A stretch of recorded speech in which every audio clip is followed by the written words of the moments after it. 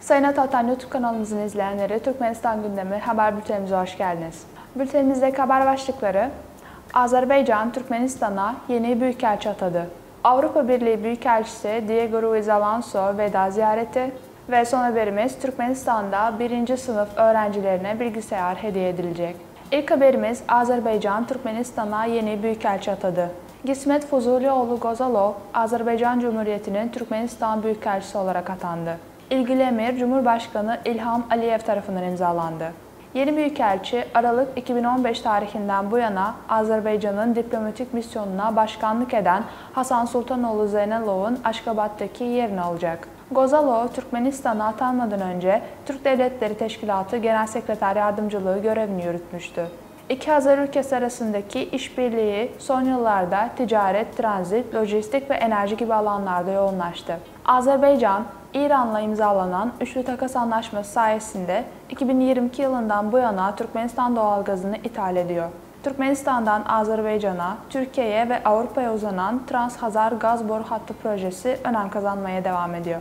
Bakü ve Aşkabat aynı zamanda Lapis-Lazuli, Afganistan, Türkmenistan, Azerbaycan, Gürcistan, Türkiye ve Hazar Denizi, Karadeniz gibi uluslararası ulaşım ve transit koridorlarının geliştirilmesinde de kilit rol oynamakta.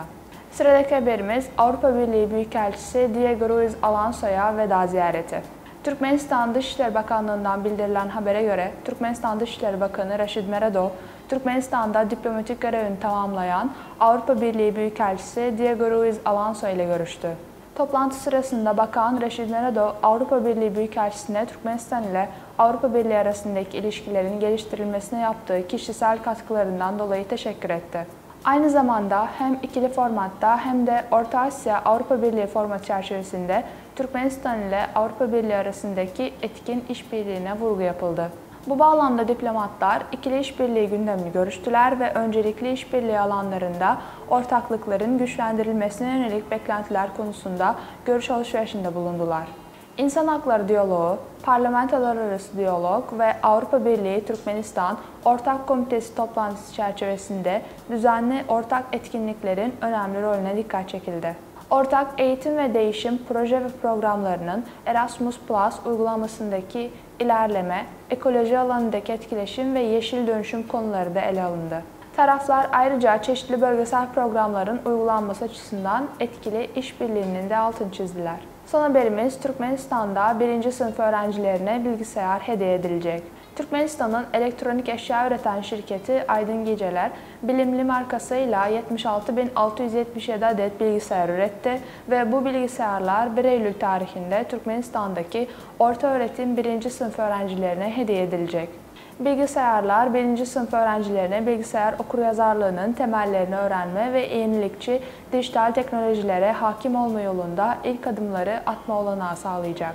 Dizüstü bilgisayarlar Android 13 Plus Google Service işletim sistemiyle donatılmıştır ve RAM 4 GB DDR4'tür. Ayrıca bilgisayarlara Aydın Geceler uzmanları tarafından geliştirilen Türkmence, Rusça ve İngilizce dillerinde 11 eğitim programı önceden yüklenmiştir. Dizüstü bilgisayarların düzenli olarak her sene hediye edilmesi Türkmenistan'da dijital eğitime teşvik etme çabalarının bir parçasıdır. Türkmenistan'da tüm 1. sınıf öğrencilerine dizüstü bilgisayarlar ücretsiz olarak verilmektedir.